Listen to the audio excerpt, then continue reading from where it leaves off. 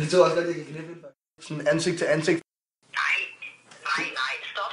Altså, hvis jeg skal være sindssygt ærlig, altså. Jeg vil sgu hellere snakke med dig i telefonen. Og jeg kan godt forstå. Den unge rapper, der ikke ved, hvad han snakker om. Vi snakker om følelser nu også. Jeg synes ikke bare, man skal rende rundt der og være helt Peter Nippen over sådan nogle ting. Jeg føler ikke rigtigt, at der er nogen, der er brug for overhovedet. Er vi enige? Vi er ikke enige. Fred, baby. Men det ville være sjovt. Det ville jo være sjovt. Det er jo krænkende alligevel, ikke? Hvornår føler man sig krænket? Hvornår føler man sig ikke krænket?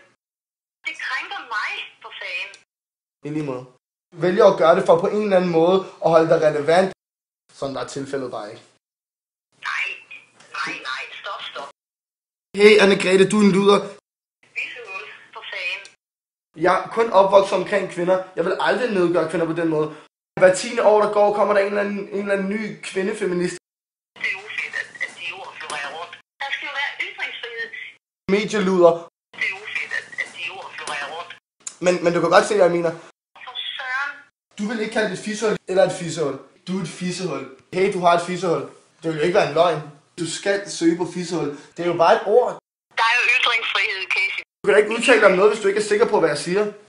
Fuck, du er bare et pikhoved i dag. Det var faktisk fedt at tale med dig. Hvad herfra, baby? Det er jo kun ord, Anne-Grethe.